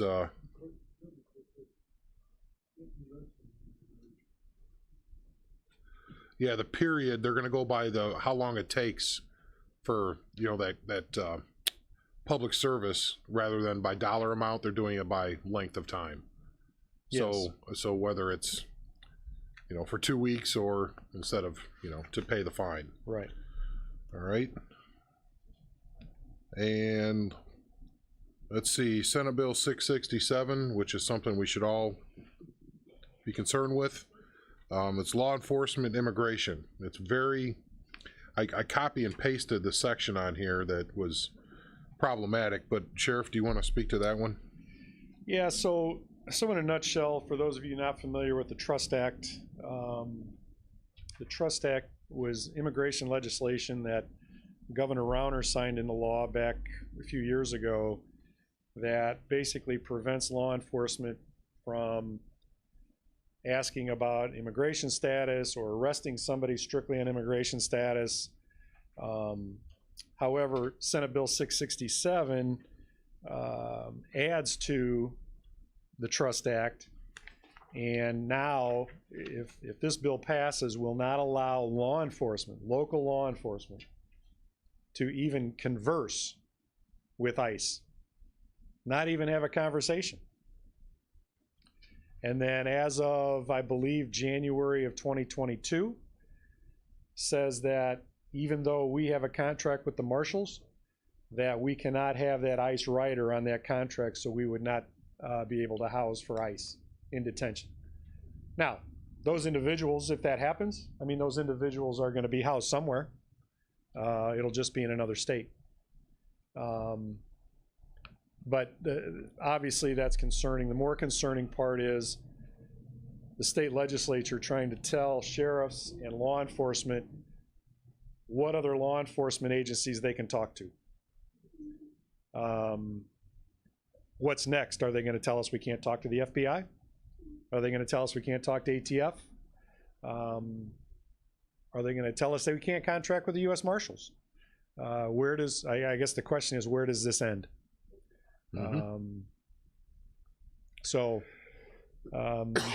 There are a number of co-sponsors for this legislation, one including a senator who represents us, part of Kankakee County, LG Sims, has signed on as a co-sponsor. You know, will this be a economic travesty to us? I mean, it'll just prevent us from doing that, but the bottom line is, when does this end? When do the legislators stop telling us who we can talk to? And at some point, there are safety and security issues involving the ability to talk to other law enforcement agencies. I mean, think back to 9/11, when law enforcement agencies failed on their own to talk to other agencies, when we had information of things happening, and look what it got us. So, you know, this is certainly safety issues. There's a lot of issues, but the inability or the prevention that some legislator is going to tell law enforcement who they can and can't talk to, depending on what's going on, is a threat to our own safety and security. Seems pretty cut and dry to me. It will have a profound impact in '22 on our county budget. That will, we should not look at money coming from the feds from COVID as a reason to ignore this, because that money's only 3 years. Right. And I did, just so we know, I know I mentioned a senator from our county, which was Senator Sims. I just got off the phone with Senator Joyce this morning, and he does not support this. Good. So, you know, and I don't know, you know, I'm not a lawyer, never pretend to be one. I just talk to a lot of them, and I mentioned to the sheriff, I thought that there was a clear infringement on the interstate commerce clause, that the federal government or the state government cannot restrict interstate commerce. And in this case, we're renting a bed, we're renting a space, and they're purchasing a space. That's interstate commerce in my estimation, but I'm not a lawyer. So I'm just letting you know that if this happens, I may be coming back to you, say, do we want to file something in federal court? Because the states don't have the power to do what they're trying to do now. And I'm not trying to make a test case. I don't want to be famous. I don't want none of that. What I'm saying is I think they've way overreached in this aspect. So, but we'll see how that goes. It's not a threat. It's just we got to protect our own interest and that of our citizens. Now the next one, Senate Bill 768. That one's still alive? Yeah, but I have no idea what it. Okay. Something about 911 reports. Criminal tech, I couldn't find really anything on that one, so we'll set that one aside, if that's okay with you? Yep. Okay, because I didn't have anything on that as it stood right now. Voices Victims, Senate Bill 2079. We'll go ahead and read that for a second.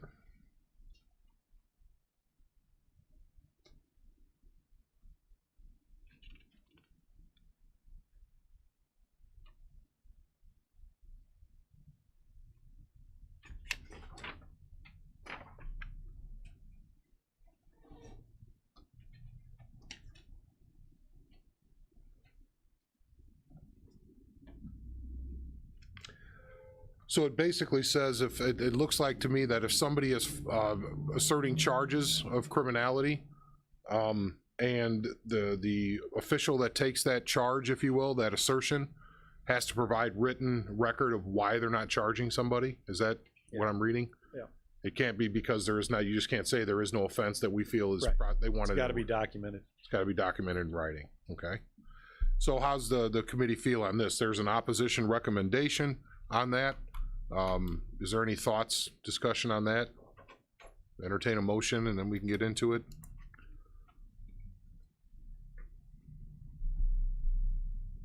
Ms. Parker?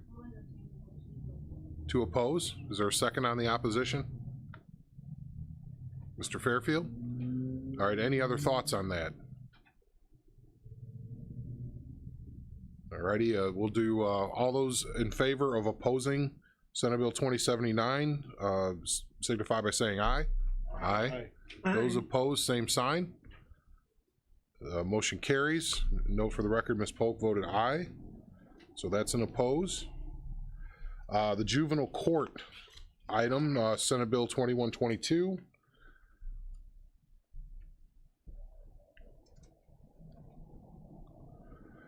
To me, when I read this the first time, it said even if your custodial parent is there, it's inadmissible.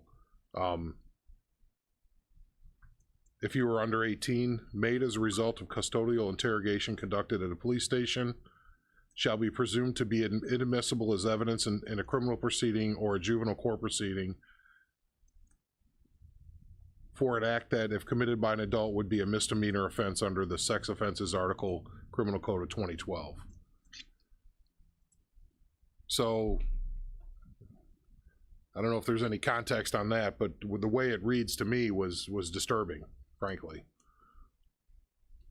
Yes, so that's the way it reads is the way it is. Yep. Okay. So I would say that we should stick with opposition. Is there any other thoughts along those lines? And then the drug court, the final one. I know everybody's like, yay. Drug court treatment eligible. This is a recommendation to oppose. We have down as oppose. Includes in the definition, let me get that. Basically, it's decriminalizing. Eliminates a provision that the defendant may be admitted to a drug court program only upon the agreement of the prosecutor if the defendant is charged with a Class 2 or greater violation of various manufacturing, delivery, trafficking, drug conspiracy violations, Cannabis Control Act, Illinois Controlled Substances Act, Methamphetamine Control and Community Protection Act, or 2, the defendant has previously on 3 or more occasions either completed a drug court program. So it's you know, the frequent flyer, they're kind of eliminating that. Yeah, and this is probably more of a Tom Latham issue with drug court. But yeah, it's the frequent flyer. Yeah. So you get only so many chances, and then you're subject to the not the specialty courts and I want to say the leniency in the programs, then you move into a different area. So I don't know if there's anybody that feels different about that than opposition. Ms. Weber, do you have a comment? I just was going to ask if you would bring up the animal welfare one that you did. Yeah, where did I write that at? And if you want to explain that, please, and give us the number, and I'll add it to the list. It's House Bill 1711. It has to do with selling a dog or cat only if the dog or cat is obtained from an animal control facility or animal shelter. It's just it's preventing the puppy mill thing. Yeah, it's an anti-puppy mill bill. Basically, it makes it so you can't have these breeding centers that are low cost feeders for the pet stores. Because typically those are, and here's one of the big problems, and Ms. Weber will speak to that or agree with me, I'm sure. State of Illinois Department of Agriculture regulates all these, and they've got like 5 in the whole state, inspectors. So you never can ever, and then they announce like 2 weeks before they're making a visit. And so everybody's quickly cleaning up and quickly getting bottoms on the cages where they're on wire before. We've seen this over and over and over again. Puppy mills need to go the way of the dinosaur, as far as I'm concerned, and most people feel that way as well. Licensed breeders, whole different ballgame. Does that make sense? There's a whole different discussion here. Licensed breeders, people that ethically do their job. Exactly. Yeah, that's specifically in the bill. It's different. So, but you can't just say you're a breeder, or you've got all these dogs when you haven't gone through that process and the annual inspections. So that's it. So that was you're looking for a support of that one, correct? Yes, Matt. I am. House Bill 1711. Yep. And that's a support. Is that a motion from you, Ms. Weber? Yes, it is. Is there a second in here, Ms. Parker? Polk. I'll give it to AWAC on this one, Ms. Polk. How about that? They're our welfare committee. Okay. So we'll do a voice vote. All those in favor of supporting House Bill 1711, say aye. Aye. Aye. Those opposed, same sign. Motion carries. Ms. Polk voted aye on Zoom. Let's see here. I had one here, let me get real quick, this one here. I spoke to it earlier, and then Kelly found it. That's what we were looking on her phone over there, was House Bill 2789. And basically, it passed the House and it's going to the Senate. It gives IDPH all power to open and close schools for public and private schools. So IDPH would have total power to open and close schools, enforced by the health department. So do we support that or do we oppose that? I was gonna make the motion to oppose that. Okay. Okay. We oppose. It restricts all local districts, superintendents, and boards' authority to open or close their school. It puts all authority in the hands of IDPH. Right. Right. So basically, we don't need school boards anymore. We don't need any local elections. I mean, they want to take everything at the state because they know what's best for us. And decriminalize it all. So, sorry, you can sense the sarcasm, but it's over and over again, we just see this. And the things they let us keep through their own, good nature, they don't pay for. So, it kind of puts us in a vice, because then the programs that we want to do that are helping people tend to go by the wayside because we have to cover what the state won't pay for. I mean, that's just, it's a scale. And I mean, it's, in order for it to balance, we both got to be there. It seems like that scale is just, it's turned into a funnel that's throwing everything our direction. So, voice vote. All those in favor say aye. Aye. Aye. Ms. Polk voted aye as well. All those opposed, same sign. Motion carries to oppose. All right. Now I have two proclamations, one for Motorcycle Awareness Month and then one for National Safe Boating Week. Motion to combine and approve. Mr. Hess? I'm sorry. Oh, we forgot to vote all the other ones. I apologize, yeah. So this is for everything else that was consent, if you will, that we had on the list that was support or oppose, beyond the ones that we did votes on individually. Is there a motion? You already made it before, okay. That's right. Before we started this, like, what, 2 hours ago? Sorry. All those in favor of the consent agenda, if you will, say aye. Aye. Those opposed, same sign. Motion carries. Thank you, Ms. Polk. We got your aye vote there. Okay. The other thing I want to mention as far as this, usually I go before the board with letters of support. I put this in your packet. This was very fast moving. I got these letters, or the request from Congresswoman Kelly's office. We're trying to get Brookmont Boulevard done, the viaduct, and that's a big problem, and so they're trying to get it into the transportation bill. So since we weren't spending our money, I thought it was okay. I just want to mention that as a head nod. Is it okay that I did that? That's great. We support them doing this project, but it's I didn't have time. It had to be there by Monday. If we were spending money, I would have waited and got your opinions and ability to, or support in doing that. Moving on. So we had the Motorcycle Awareness Month, the National Safe Boating Week. Is there a motion to combine and approve those for the full board? Mr. Carrico, second. With Ms. Polk. All those in favor say aye. Aye. Aye. Those opposed, same sign. Motion carries. Now, on to old business. Mr. Smith had asked for the executive committee to bring this back up again and to revisit this. Since it's a new board, we can do that. The previous board had voted to not allow dispensaries in the rural parts of the county, and so he asked for it to be back, and that I don't know if you want to speak to the reasons behind that, but then I can introduce it to the board. It generates a lot of revenue, over $1 billion in the state of Illinois alone. If you divide that between the counties that have it, that's a lot of money that we need. Nobody else is coming up with, better ways to generate that type of revenue at this point. In my opinion, if we say no to this, we're not saying no. We don't want it here in the county anymore. We don't want it on the streets. We're just saying no to the revenue, and I think that's a mistake. Alrighty, and so yes, Mr. Featherling. Seems like yesterday we spent an hour and a half arguing over a $5 raise for county board members, and we have an opportunity to pick up a couple $100 million or however many. What did Will County give, 200 or $400 million? From their 3R, they got $1 million just from that, and that's not the tax revenue. Okay. So they got $1 million from the 3R sharing, if you will, but then they got more above that. So Okay. if you take the amount that was spent and divided by the number of dispensaries in Illinois, and then take that number times the tax percentage, if everything was equal, each dispensary would have generated about $650,000 at the maximum tax rate of 3.75%. Okay. So that would be county money here. Just does that count the sales taxes added onto it when you purchase it too? Yes, that would include that. That is our local tax. Okay, that 2% or whatever it is. 3.75. 3.7. Yeah, that's what we had voted in before. Okay.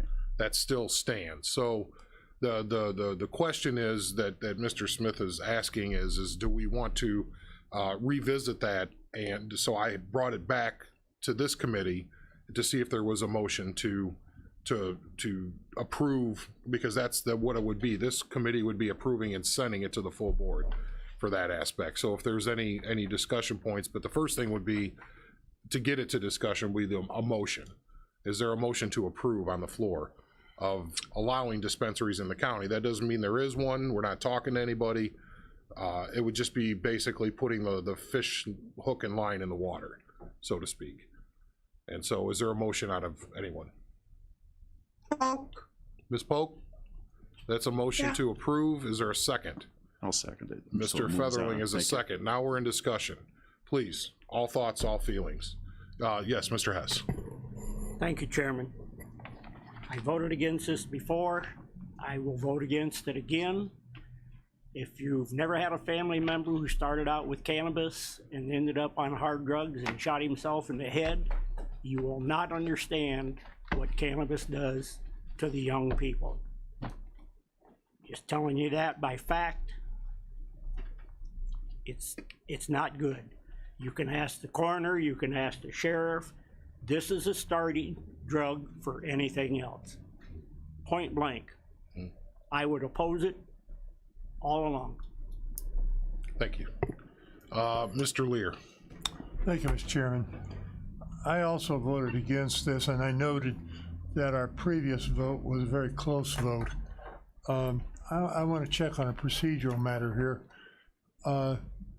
If this committee were to vote no on the motion, could it still move on to the full board? Because I think the full board does need to make a statement on this. The intent was to send it to full board regardless, with a motion to approve or disapprove the rescinding of the previous. I think that's a proper procedure, and I want to support that intent. Okay. So it doesn't have, it would have to pass here to move on, right? Isn't that how it works? Not necessarily. Like in PZA, if there's a motion not to approve, it still goes to the full board. Okay. This is the same thing. It would come from this committee. Like if this fails, it would go forward with a not approval. Okay. Yeah, a not recommended for approval. Okay. That's how that would work. So that's what Mr. Lear was talking about. Yeah. He thinks the bigger group should be talking about it, and that's kind of, it's the precedent is there for PZA is what I'm looking at, because it still has to go in front of the bigger group. Mr. Carrico. Thank you, Mr. Chairman. I have previously opposed to this, and I'm not opposing to bring the revenue to the county as been expressed. I think that we need, and I'll be very much welcoming any kind of a revenue as long as we can analyze the good and the bad side of approving something. So after listening in and evaluating the opinions of residents of my district, I previously voted no, and nothing has changed at this time, so I'll continue to oppose. Okay. Yes, Mr. Seroy. Thank you, Mr. Chairman, and for Member Hess, I do sympathize with your thoughts and your feelings. I would rather see the cannabis market be regulated and taxed. I have a lot of Facebook friends, and there's stores on there where you can just buy it unregulated and untaxed. And so I don't think that us opposing this would mean that it disappears from our community. I think it just means that it continues to be unregulated and untaxed. And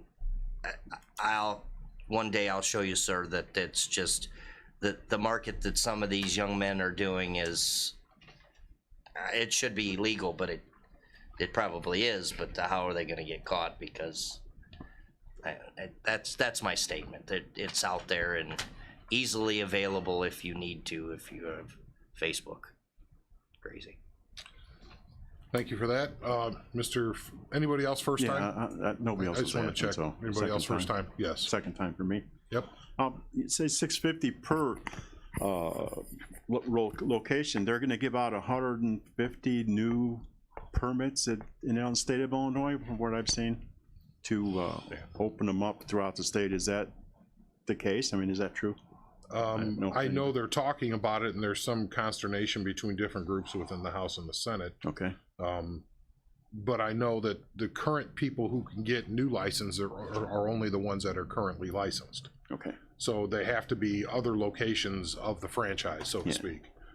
They're not taking the new ones yet, but I don't know when they're planning on. Again, this was just, cursory from a request from a board member to revisit it. And so I reached out. I had Ben Wilson try to get a hold of, Department of Commerce to see how many local people, how much revenue is going to other counties from Kankakee County.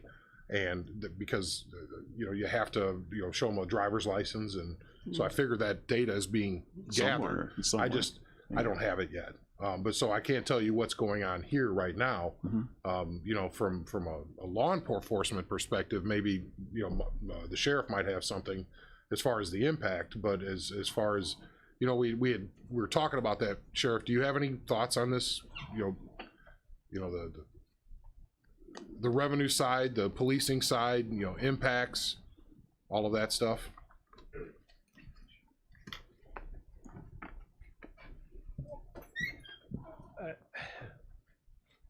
I think probably the one thing that you have to remember, and I use the analogy with the chairman about ICE, and if we cancel ICE, those detainees are going to be housed somewhere. As far as a dispensary, that dispensary is going to be housed somewhere. So it's going to be up to this board to determine whether or not you want that locally where we can reap the benefits, as opposed to reaping no benefits and still dealing with the same stuff. Because we're going to deal with it. Either way, we'll deal with it. And we all know that. And I know Mr. Hess and other people have had issues with substance abuse in their families. Probably there may be, everybody in this room can probably point to somebody where substance abuse was a problem in their family or friends or whatever. But it's going to be a matter of whether this board wants to allow the dispensary in Kankakee County to reap that $650,000 or whatever that may be annually, or to allow that somewhere else that we, being the coroner, myself, and law enforcement, are going to still deal with the same problems, because people go buy it wherever it's available, whether they come from states that it's illegal in and won't be legal, and they won't make it legal anytime soon. That being some places like Indiana. I know Rockford is another area that has dispensaries that has a lot of purchasers from the state of Iowa, where it's not legal. So am I going to sit here and tell you that that I'm a proponent of marijuana use? No. But that's the reality, is the revenue issue versus no revenue and still dealing with the same problems. Yeah. Thanks. Any other questions, Ms. Parker, on that? Thank you, Mr. Chairman. I have a question for Coroner Gessner. Is that okay? Sure. If you mind being put on the spot. Bob? Can I turn around and, do I need the microphone? You need the mic, I yeah, need the sorry. Mr. Gessner, with the marijuana out on the street and that against the regulated marijuana, okay, all drugs are dangerous, but is regulated marijuana safer than what we're getting on the streets? Not we. That's so on the record.